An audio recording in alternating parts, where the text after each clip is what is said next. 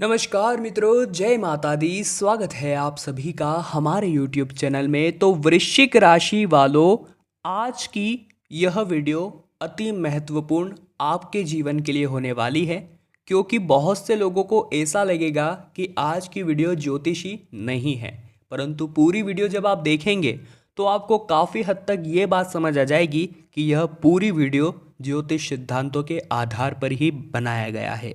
दोस्तों, इस पूरी दुनिया को एक के बाद एक निर्मित करने वाले हैं महिला और पुरुष। कहीं न कहीं ये समाज के दो स्तंभ है और इस बात में कोई गहराई नहीं है कि पूरी दुनिया इनके भरोसे हैं, इन्हीं के ऊपर टिकी है, इन्हीं के ऊपर आश्रित है। अब दोनों ही विपरीत लिंगी होने के कारण एक दूसरे के प्रति आकर्षित होते हैं।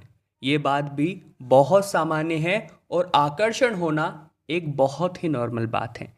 इसी के साथ ये एक दूसरे के पूरक भी हैं, एक दूसरे के बिना अधूरे हैं और ना ही रह सकते हैं। इसी क्रम में दोनों का परस्पर मिलन होना ये बहुत ही सामान्य बात है। इंडिया में इन बातों को लेकर के लोग बताने में बहुत ही ज़्यादा शर्माते हैं, परंतु बाहर की कंट्रीज़ में आज भी अगर हम देखें तो ये बहुत ही सामान्य बात है।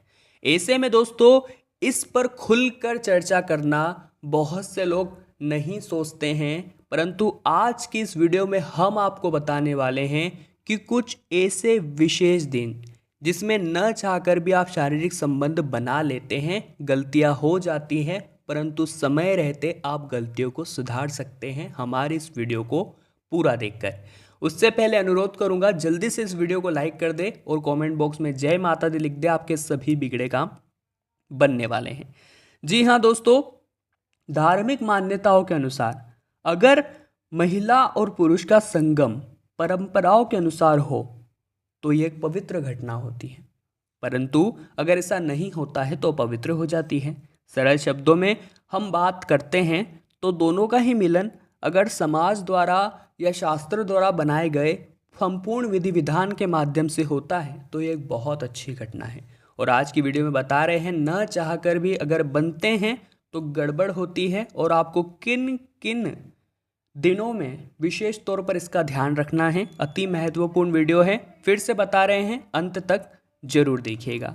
विवाह एक धार्मिक सार माना गया है और हिंदू धर्म में कुछ ऐसी तिथियां बताई गई हैं जिन पर आपस में शारीरिक संबंध आपको नहीं स्थापित करने चाहिए, और न चाहकर भी ऐसा होता है तो गड़बड़ हो सकती है। साथ ही में दोस्तों, ब्रह्मवत पुराण के अनुसार हम आपको विशेष तौर पर कुछ सावधानियां बताने जा रहे हैं, बात को ध्यान से सुनिएगा। अब दोस्तों, धार्मिक मान्यता है कि जो मनुष्य जिस दिन भी जो चाहे जिस भगवान के लिए फास्ट रखता है, व्रत रखता है, उपवास रखता है, उस दिन हमें पवित्रता का और शुद्धता का बेहद ही ख्याल रखना पड़ता है। इस बात में कोई दो राय नहीं है। अगर उस दिन भी हम पवित्र नहीं रहे तो हम भगवान से जुड़ेंगे कैसे? भगवान के साथ हमारा कनेक्शन किस प्रकार से होगा? क्योंकि भगवान से तो हम तभी जुड़ सकते हैं जब हमारा मन शुद्ध हो, पवित्र हो, मन में गलत विचार ना हो। तो पूर्णतया साफ मन से पूजा करते हुए विधि विधान से ही हमें व्रत करना चाहिए। और शास्त्रों में भी ऐसा ही कहा गया है कि व्रती को उस दिन खास तौर पर ब्रह्मचर्य का पालन करना चाहिए, तब ही व्रत का पूर्ण लाभ आपको प्राप्त होता है। तो अगर आप भी चाहते हैं कि आपके द्वारा किए गए व्रत का आपको पूर्ण फल प्राप्त हो, साथ ही में चाहे आप स्त्री हो या पुरुष हो, जो भी व्रत रखते हो, उस दिन किसी भी प्रकार के अपने साथी के करीब जाना सही नहीं बताया गया है। तो यहाँ पर आपको ध्यान रखना है। थोड़ा सा जो समय है आप अगर संभल जाएंगे, रुक जाएंगे, तो आपके आने वाले जीवन के लिए यह बहुत ही अच्छा हो सकता है, बहुत उम्दा हो सकता है। अब दोस्तों, अब कुछ 15 दिन एक और साल में महत्वपूर्ण आते हैं श्राद्ध के। श्राद्ध का जो समय है वो पितरों को स्मरण करते हुए उनकी पूजा अर्चना करने का होता है। हम सब यही दुआ करते हैं कि वे हमेशा खुश रहें, हमें आशीर्वाद देते रहें और शांत रहें और अच्छे से रहें। कहने का मतलब यही है। तो 15 दिनों तक पितरों की शांति के लिए लोग पूजा करते हैं, कोई यज्ञ करता है, कोई हवन करता है। इसलिए उस अंतराल में मन, तन और कर्म वचन से शुद्धि बहुत जरूरी है। ये बात गलत नहीं है और आप भी इस बात को मानते ही होंगे। इसलिए दोस्तों आपको ध्यान रखना है कि श्राद्ध पितृपक्ष के दौरान भी पति पत्नी को संबंध बनाने के विषय में सोचना तक नहीं चाहिए। हमारा उद्देश्य किसी भी तरह से आपको डराने का नहीं है, बस शास्त्रों से जोड़ने का है और कुछ दिन रुकना है, जिससे जीवन में आप खुद परिणाम देखेंगे, परिणाम प्राप्त भी करेंगे और हमारी ही वीडियो पे कमेंट करेंगे, गुरुजी आपके द्वारा बताए गए रास्ते से हमें बहुत ही लाभ हो रहे हैं। अब दोस्तों हर महीने आती है चतुर्थी, हर महीने आती है अष्टमी, ये बात आप जानते होंगे। पुराणों के अनुसार माह की चतुर्थी और अष्टमी तिथि पर भी पति पत्नी को एक दूसरे से दूरी बनाए रखनी चाहिए। अब इस दूरी बनाए रखने का मतलब मात्र शारीरिक संबंध से है, आपको रिश्तों में दूरियां नहीं बना लेनी है, वो तो आप हमेशा एक दूसरे के नज़दीक ही रहिए। पुराणों के अनुसार रविवार का दिन भी मिलन के लिए सही नहीं है, इसलिए इस दिन एक दूसरे से दूर रहना ही उचित रहेगा। इस बात का ध्यान रखिएगा और शारीरिक संबंधों के लिए यह समय उचित नहीं रहता। इसी के साथ दोस्तों अक्सर सुनने में आता है कि अमावस्या या पूर्णिमा जब भी आती है, इस दिन बुरी शक्तियाँ हावी हो जाती है, उनकी ताकत बढ़ जाती है। ऐसा अक्सर हमने बचपन से सुना है, कहीं न कहीं आपने भी सुना होगा। और शास्त्रों में भी यही उल्लेख है कि अमावस्या के दिन पति पत्नी को एक दूसरे से दूर रहना चाहिए, अर्थात संबंध नहीं बनाने चाहिए, उससे बचना चाहिए। ऐसा करने के पीछे मान्यता क्या है उसके बारे में चर्चा कर लेते हैं। तो इससे उनके वैवाहिक जीवन पर नकारात्मक प्रभाव पड़ सकता है, क्योंकि जैसा हमने बताया था बुरी शक्तियाँ इस दिन ऊर्जावान रहती है, ताकतवर रहती है। इसके अलावा पूर्णिमा की रात्रि को भी अगर आप एक दूसरे से दूरी बनाए रखते हैं तो ये भी बहुत अच्छा असर आपके रिश्तों पर डाल सकता है। इसी के साथ दोस्तों हिंदू धर्म में त्यौहार तो बहुत आते हैं, पूरे साल एक के बाद एक हमें त्योहारों से मिलन हो ही जाता है। तो एक महत्वपूर्ण त्यौहार है 9 दिन का, जिसके बारे में हम सभी जानते हैं, और वो है नवरात्र। नवरात्र में 9 दिन ही देवी माँ की आराधना में सभी लोग लीन रहते हैं। कुछ लोग पूरे 9 दिन का व्रत रखते हैं, तो कुछ लोग पहला और लास्ट का इस प्रकार से कर लेते हैं।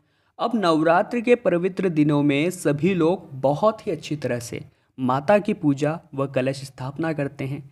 ऐसे में नवरात्र के दौरान स्त्री और पुरुष के बीच संबंध स्थापित करने को भी निषेध बताया गया है, क्योंकि इस दिन भी मन तन और कर्म से शुद्ध होना बहुत ही ज़्यादा ज़रूरी है और आपको भी इस बात का ध्यान रखना ही रखना होगा। इसी के साथ दोस्तों बात मंगलवार की कर रहे हैं, क्योंकि मंगल पहुंचाता है हानि। जिन तिथियों पर संबंध स्थापित करना वर्जित बताया उन दिनों का स्वामी है मंगल, जो कि अत्यंत क्रोधी है, विनाशकारी ग्रह माना जाता है।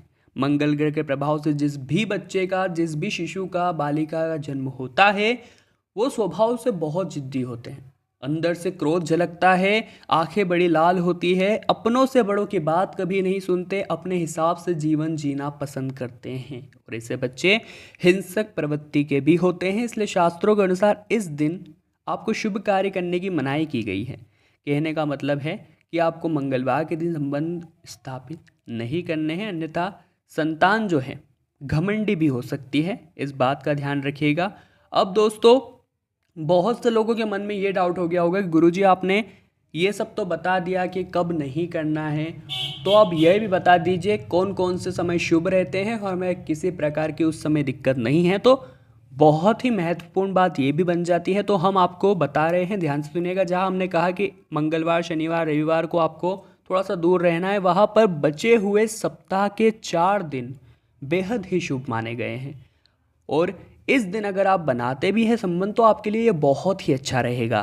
बस आपको थोड़ा सा अपने जीवन साथी की भावनाओं का आदर करना है। अगर उन्हें तकलीफ है या वे ना कर रहे हैं तो आपको उनकी भावनाओं को भी समझना है।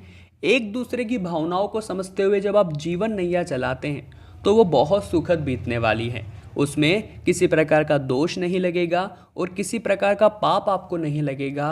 और जो कार्य बनते बनते बिगड़ जाते थे और आप ये बात सोचते थे कि मैं तो अच्छी तरह से काम कर रहा हूँ, मेरी मेहनत में भी कोई कंजूसी नहीं है, तो काम क्यों बिगड़ रहा है? तो ऐसी हरकतों से ही काम बिगड़ता है और न चाहकर भी ऐसी गलती हो जाती है। और आज हमारी इस वीडियो का उद्देश्य था आपको कुछ ऐसी बातें बताना जो वाकई में आपको हैरान कर दे और मुझे पूरा भरोसा है कि आपने इस वीडियो से बहुत कुछ सीखा होगा और यह वीडियो आपके वैवाहिक जीवन के लिए बहुत उपयोगी है और आपके पूरे जीवन के लिए भी बहुत उपयोगी है। तो जल्दी से इस वीडियो को लाइक करके कमेंट बॉक्स में जय माता दी लिख दीजिए। साथ ही में चैनल को सब्सक्राइब कर लीजिए ताकि आपको हमेशा ऐसी ज्ञानवर्धक वीडियोस मिलती रहे। अभी के लिए आप सभी को बहुत बहुत धन्यवाद।